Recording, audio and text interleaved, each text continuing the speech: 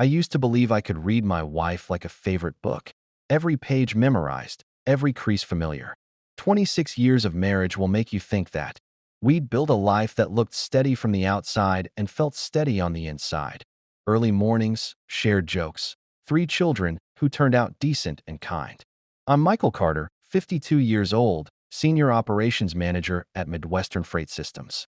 The sort of man who measures twice, cuts once, and keeps his promises. My wife, Laura, stopped working after our second child was born. It was a decision we agreed on with our eyes open, and I stood behind it for 2 decades without hesitation. Our kids were our proudest project. Noah, 25, is a mechanical engineer who solves problems for breakfast and asks for seconds. Evan, 23, is finishing his MBA and already talking about job offers like he's choosing between restaurants. Grace, the youngest at 21, studies nursing. She's tender in a way that never turns into weakness. They are respectful, driven, funny with one another, and fiercely loyal. The kind of siblings who share group chats and weekend brunches. The kind of family you think can't be shaken. For months before everything cracked, little changes started to collect like stray nails on a work site. Laura began running errands by herself more often. She'd head out Tuesdays after lunch and most Thursday evenings, returning with a shopping bag or two that never seemed to contain much. She'd set her phone face down on the kitchen counter as though it were a sleeping child not to be disturbed. A new perfume showed up, light, inexpensive, something I hadn't bought for her. She floated yoga classes into conversation, but never talked about instructors or poses or friends from class. At dinner, she'd glance down at her phone, smile quick and private, then flip it back over and ask Evan about his coursework. The thoughts that tried to climb up my spine, I pushed down hard. I reminded myself this was Laura. Laura, who held me through the night after my father died, who kept our house standing when a layoff scattered my sense of purpose, who slept in hospital chairs while Grace recovered from an infection that made us all pray. Trust wasn't negotiable in our marriage. It was the foundation, and you don't second-guess the concrete after the house is built. On a Tuesday night, with takeout cartons open and our kids passing around chopsticks, Laura cleared her throat. "I've been thinking," she said, laying her fork on her plate. "I need a little time away. By myself." She tried on the words as if checking whether they fit. She talked about the years she'd spent being mother, manager, peacekeeper, and how quiet sounded like heaven. "Just 4 or 5 days," she said. "Somewhere with water. Maybe Savannah. I heard it's beautiful this time of year." I reached for her hand on reflex. "You've earned that, honey. Book it. We'll hold down the fort." The gratitude that washed over her face felt like a reward I wanted to earn again. She squeezed my fingers with that familiar warmth and laughed when I asked her, twice, if she had her charger and ID and the little travel-sized bottle she likes. Later that night, while she climbed the stairs, the screen of her phone lit up in her palm. I saw the ghost of a grin pass over her face as she typed a reply and locked the screen. A cold knot formed in my stomach, and I hated it for being there. I told myself I was being unfair. I told myself not to turn into someone I wouldn't respect in the morning. 3 days later, we loaded Laura's suitcase into the SUV. The drop-off lane pulsed with travelers and goodbyes. Noah lifted her bag like it weighed nothing and hugged her until she squeaked. "Try not to get kicked out of any spas," he said, teasing. Evan rested his hands on her shoulders and told her gently to rest for real. Grace tucked a strand of hair behind Laura's ear and kissed her cheek. I hugged my wife and breathed her in. The new perfume layered on top of the shampoo I could identify in my sleep. We kissed the way married couples do when they've learned how to say "I love you" without words. "I'll call every night," she promised, hand on my wrist. Then she wheeled her suitcase through the sliding doors and disappeared into the stream of travelers. We drove home talking logistics. Who'd cook? Who'd water the plants? Who'd remind Grace about her volunteer shift? The house felt strange that first evening, not empty exactly, just off balance. At 8 on the dot, the phone rang. We put her on speaker. My wife sounded relaxed, even giddy. She told us she was on the balcony watching the sun drop into the water. Grace wanted to see pictures of the room. Noah asked about the gym. Evan quizzed her on the food because Evan quizzes everybody on the food. Laura laughed at us and said the couple next door had invited her for drinks, but she planned to enjoy an early night. I felt that knot inside me meld enough that I could pretend it had never existed. The second night, she recapped a spa appointment and a long, lazy afternoon by the pool. I found myself thinking ahead to her return, making small plans, flowers in our room, her favorite wine, a reservation at the little place with the dim lights. By the third night, I missed her more than I expected. After another cheerful call, an idea set up camp in my head and refused to leave. On Thursday morning, I called a family meeting around the kitchen island. "I've been thinking," I said, unable to hide the grin. "What if we surprise Mom? We fly down tomorrow and spend the weekend. She'll love it." Noah grinned first, then Grace clapped her hands. Then even practical Evan nodded. We pulled up the text where Laura had mentioned the hotel's name, Harbor Crest Grand, and put the plan in motion. By lunchtime, I'd booked 4 seats to Savannah for Friday afternoon. We packed light bags and congratulated ourselves on being the sweetest conspirators in the world. We landed late, checked into a budget place a few blocks from the resort, and fell into restless sleep. Before lights out, Laura texted a photo of an extravagant dessert. "Best dinner," she wrote. "Thinking of you." I went to sleep smiling. In another life, I would have stayed asleep. Saturday dawned clean and warm, the kind of morning that whispers promise. We ate pastries and made a plan. Grace suggested recording the surprise. Noah wanted maximum shock value. I volunteered to charm the front desk for a spare key. My voice still had that optimistic lilt when I asked the young receptionist for help. "We flew in to surprise my wife," I explained, lowering my voice conspiratorially.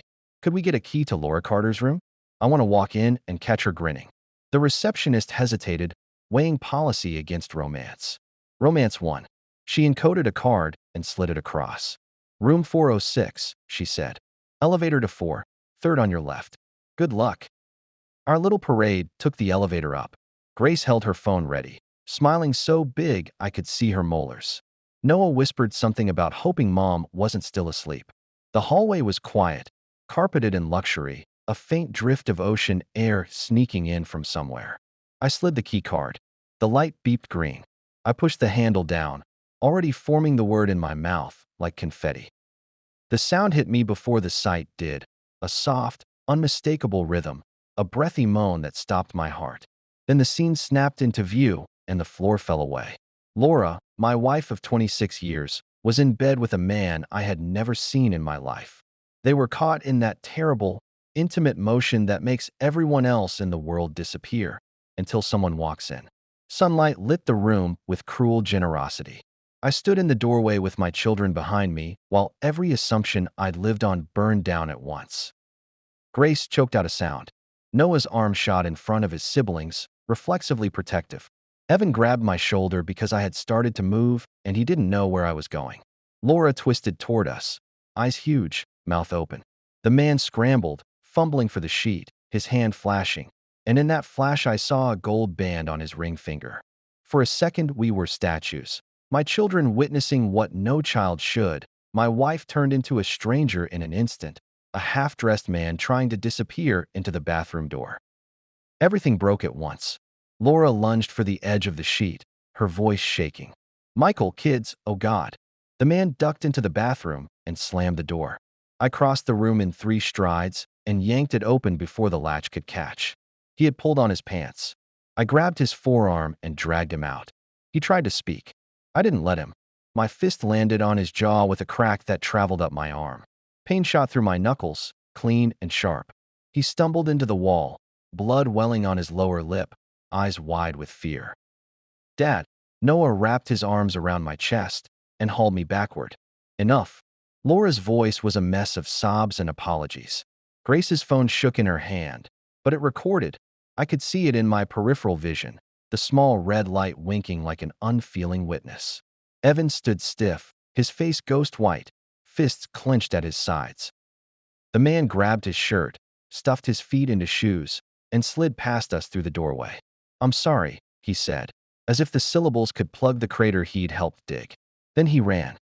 Silence swallowed the room, and all that remained was the ragged sound of Laura's breathing. She clutched the sheet to her chest and took a step toward us, mascara streaking, hair wild. Please let me explain." "Explain?" The word scraped my throat on the way out. "Explain what?" I heard the calm in my voice and knew it was not mercy. It was a blade. Noah hovered close to Grace like a human shield. Evan's hand stayed anchored on my shoulder, but his fingers loosened. "We should go," he said quietly. He was right. Nothing good lived in that room for us anymore. Still, I asked the question I didn't want the answer to. "What's his name?" Laura swallowed. "Alan," she whispered. "Alan Pierce." She tried to say more. I didn't let her. I turned to my children. "We're leaving," I said. "Now." We moved as a unit back down the hall, into the elevator, through the pristine lobby that suddenly felt obscene. The sunshine outside felt like an insult. We drove to our hotel without speaking. Laura's name lit up my phone until I powered it down. At the airport, we stood among travelers with normal problems and waited for 4 tickets back to a life that had been detonated 12 hours earlier. On the plane, I stared at the fabric on the seat in front of me and remembered the smallest things about our life. How Laura used to fold the dish towels, the playlist she used when she cleaned, her habit of talking to the dog like he spoke English. I couldn't reconcile those images with the one that kept replaying in my head whether I wanted it to or not. At home, we unloaded bags into a silence that felt like an ocean. "You need a lawyer," Noah said softly, not looking at me. Evan nodded. "I know a good one," he said. "My friend's mom, Marianne Keller. She's tough." I told him to make the call. Then, because I had to, I turned my phone back on. It lit up like a struck match. Calls, voicemails, texts.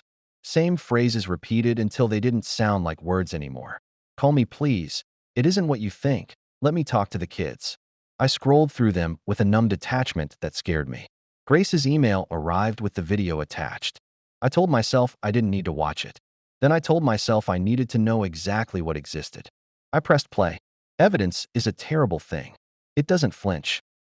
Once I knew I had to live with it, I decided to make it useful. I opened my laptop and found Alan Pierce in 3 clicks. Regional Sales Director at Heartland Assurance, married to Aaron, father of 3. He'd posted a smiling anniversary photo with his wife 3 months earlier. I took screenshots, profiles, connections, a message where Laura had commented, "Great insights," and Alan had replied, "Let's connect next time you're in town." I dragged the files into a folder and named it what it was. By morning, an email confirmed an urgent appointment with Marianne for 9 o'clock. When I looked up, all 3 of my kids were standing in the doorway to the kitchen, wearing yesterday's clothes and the same expression, "We're with you." I told them the plan. Noah nodded, jaw set. Evan put a steadying hand on my shoulder. Grace, eyes red but chin strong, said, "All the way." Marianne Keller didn't look like a shark. She looked like someone who would bring lasagna when you were sick. But when I showed her the evidence, her eyes hardened. She watched the video without comment and clicked to the end.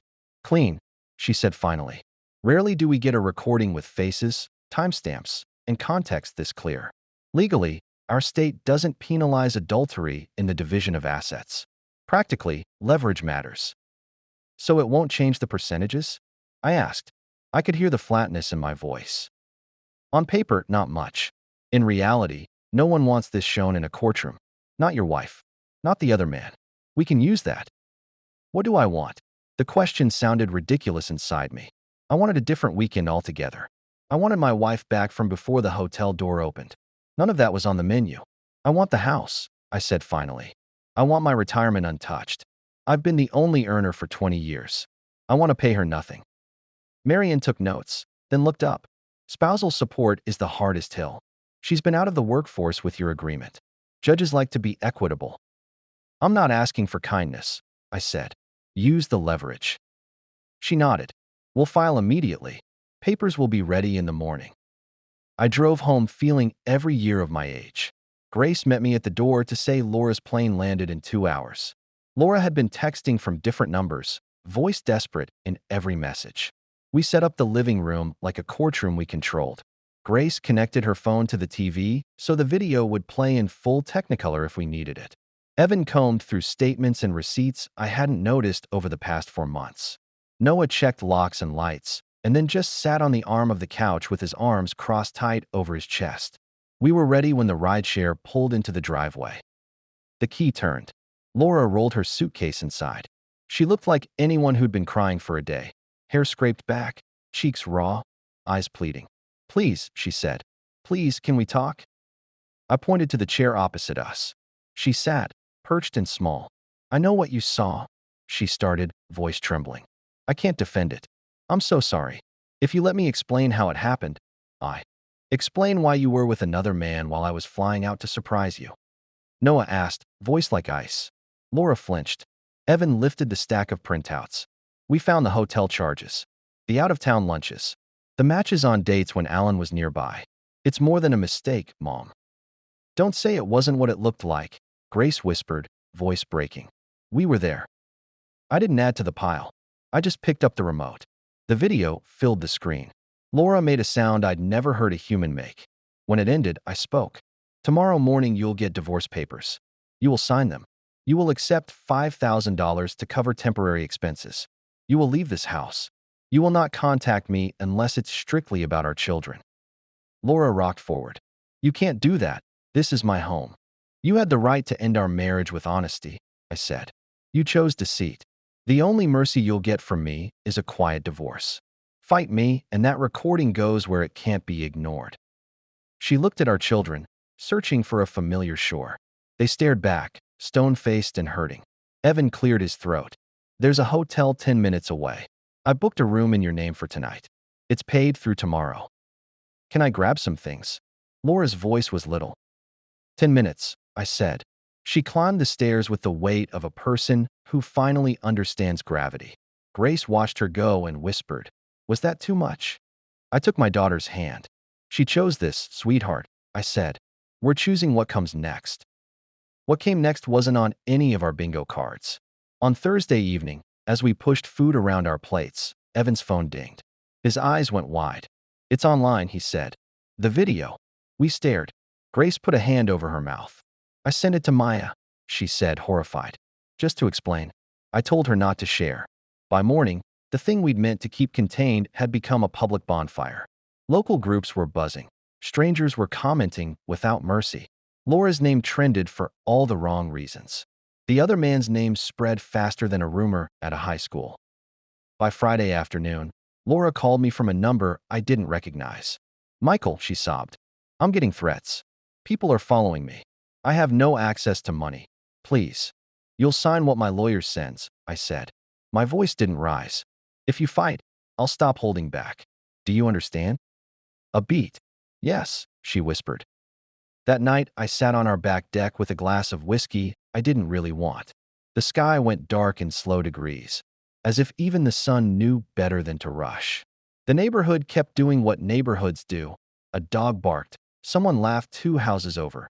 A car door closed somewhere down the block. The world hadn't shifted as dramatically as mine had.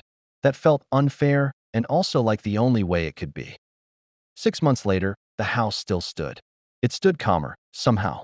I kept it in the settlement because Marianne played the game better than the other side, because the leverage worked, because sometimes justice is just a matter of patience.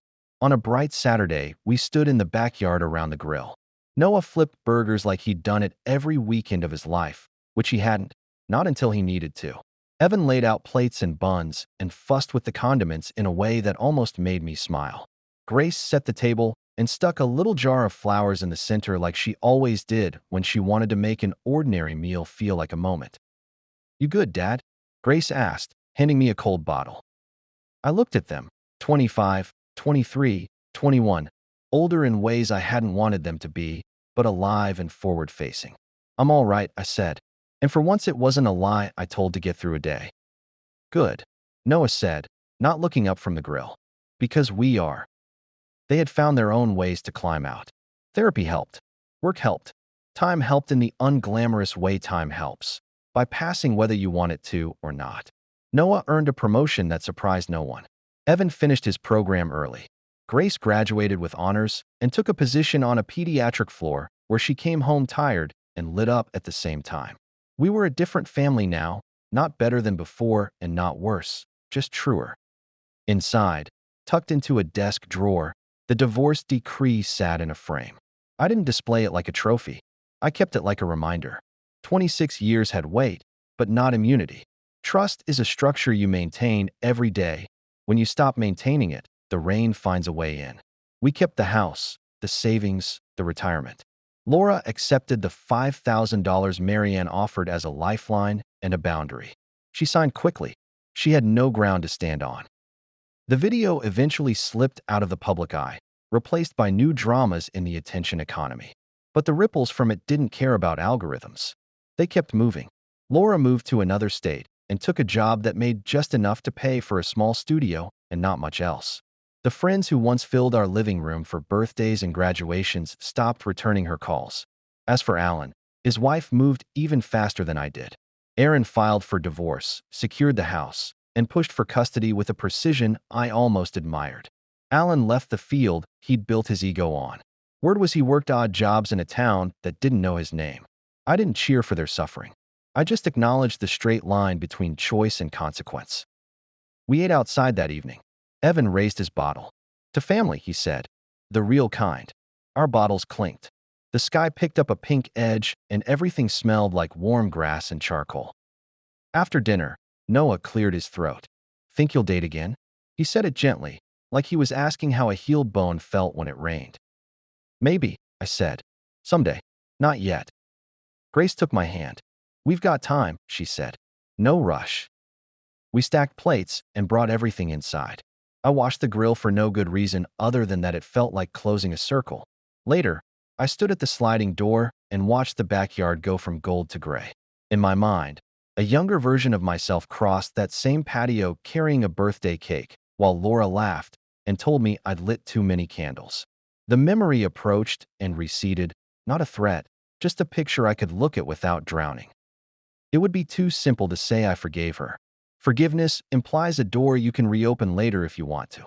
What I found instead was acceptance without sentiment. We had been young and then middle-aged, and then a couple who had to start the rest of their lives separately. She had made a series of choices. So had I.